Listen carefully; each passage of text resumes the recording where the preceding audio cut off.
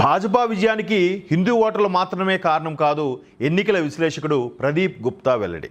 ఈ strategic manager అయిన ఏది మన ప్రశాంత్ కిషోర్ వాళ్ళలాగా ఒక ఎన్నికల స్ట్రాటజిక్ మేనేజర్ అయిన.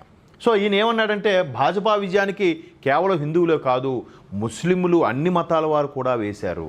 ఎందుకంటే ఎప్పుడైతే భాజపా ప్రభుత్వం గెలిచిందో, సువేందు అధికారి ప్రమాణ స్వీకారం చేసిన మరుసటి రోజు ఒక సులేమాన్ అనే ఒక వ్యక్తి తనకి ఒక హైవే వెస్ట్ బెంగాల్లో ఏదో ఫలా ఏదో యూనివర్సిటీ నియోజకవర్గం గుర్తులేదు నాకు, దానికి ఆనుకున్న హైవేలో రోడ్డు పక్కన ఒక 7 ఎకరాల స్థలం ఉంటే ఇదే టీఎంసీ కార్యకర్తలు కబ్జా చేసేశారట. మరి ముస్లింలకి ఫ్రీడమ్ ఇచ్చే దేశం, రాష్ట్రం అన్నీ చెప్పిన మమతా దీది అక్కడ ఏమైంది? అయితే ఆ పోరాటంలో ఆ సులేమాన్ తాలూకా సోదరుడు కొడుకు కూడా చనిపోయారంట. మరి దుండగులు ఏం చేశారా, లేకపోతే అధికార దర్పంతో వీలే చేశారా అని తెలియదు.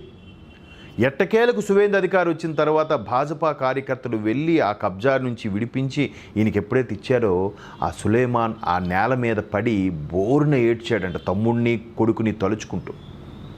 ఆ తర్వాత భాజపాకి జై కొట్టాడంట.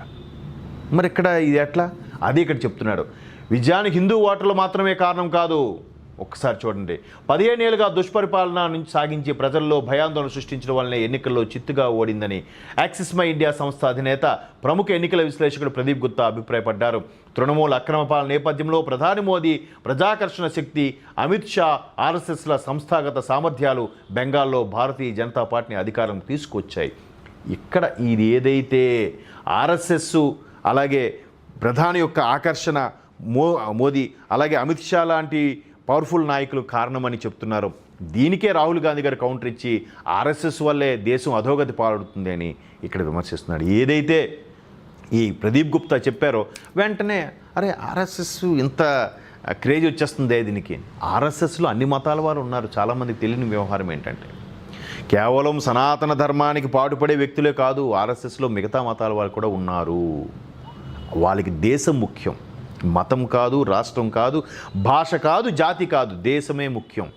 అలా ఎవరు బతుకుతారా? దేశం కోసం బతికే వాళ్ళు ఎంతమంది ఉన్నారు? లక్షలో ఒకడు కూడా కనబడట్లేదు ఈ రోజుల్లో. సో మమతా బెనర్జీ నేతృత్వంలో తృణమూల్ ప్రభుత్వాన్ని కూల్చివేయడంలో హిందూ ఓట్ల ఏకీకరణ ప్రధాన పాత్ర పోషించిన అభిప్రాయాన్ని తోసిపుచ్చారు. కేవలం హిందూ ఓటర్లే గెలిపించారు, మమతాను ఓడగొట్టారు అనే విషయాన్ని ఆయన తోసిపుచ్చాడటే అది కాదు. ఒక సామాజిక వర్గంలో ఒక నిర్దిష్ట పార్టీకి మద్దతు 50% దాటినప్పుడు అక్కడ ఏకీకరణ జరిగిందని భావించవచ్చు. కానీ పశ్చిమ బెంగాల్ జనాభాలో ముస్లింలు 27%, హిందువులు 73% ఉన్నారు. 21 బెంగాల్ అసెంబ్లీ ఎన్నికల్లో భాజపా మొత్తం ఓట్లలో 38% సాధించింది. మరి అక్కడ 3 సార్లు అదే 71% హిందూ ఓటర్లు కూడా మమతాన్ని గెలిపించారు కదా. మరి అక్కడ ప్రజల తీర్పును గౌరవించినప్పుడు ఇక్కడ ఎందుకు తీర్పును గౌరవించరు? ఇక్కడికి వచ్చేసరికి భాజపా ఏదో చేసింది, ఈవీఎంలు ట్యాంపరింగ్ చేసింది, లేదంటే అంటే మరి అక్కడ ప్రజల మద్దతు గౌరవం ఇచ్చారు, ఇక్కడ ప్రజల మద్దతుకి ప్రజల తీర్పుకి గౌరవం ఇవ్వరా? ఇదేనా ప్రజాస్వామ్యం అంటే? అతిపెద్ద ప్రజాస్వామ్యంలో ఇదేనా మీరిచ్చే తీర్పు, మీరిచ్చే స్టేట్మెంట్లు ఇవేనా? అదే ఇక్కడ చూడండి. అయినా వారికి 77 సీట్లు మాత్రమే వచ్చాయి అని గుప్తా వివరించారు.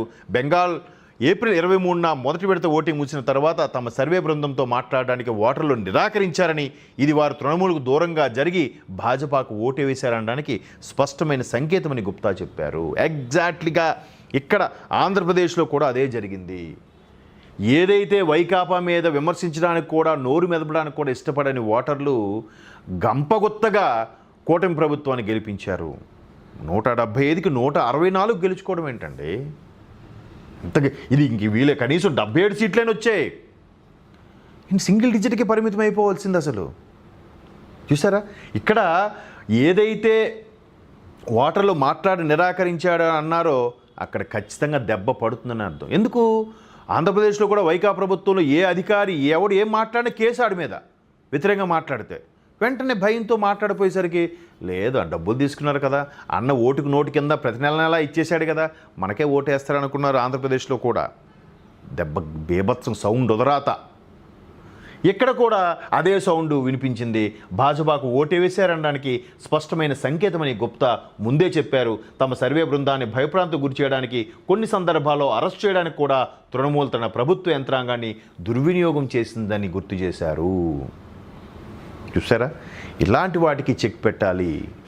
అదే ప్రజాస్వామ్యం, అదే ఓటు యొక్క పవరు. కలము కన్నా కత్తి కన్నా గొప్పది ఓటు. సో ప్రజాస్వామ్యం అదే గొప్ప విషయం. గొప్ప ఓడలు బళ్ళు అవుతాయి, బళ్ళు ఓడలు అవుతాయి. సో ఇట్లాంటివి మనము ఎలక్షన్ కమిషన్ ద్వారా వాళ్ళ సర్వ్ కూడా మనం సహకరించాలి. ఈ బోగస్వి అక్రమ ఇవన్నీ ఏరివేయాలి. ఇలా అయితేనే ముందుకెళ్తుంది. చూద్దాం. భారత ప్రభుత్వం, భారత ప్రజాస్వామ్యం వేరు, ప్రపంచంలోని అన్ని దేశాల ప్రజాస్వామ్యాలు వేరు. మన ప్రజాస్వామ్యం మాత్రం ఎవడు వేలెత్తి చూపించడానికి వీలు లేకుండా ఉంటుంది.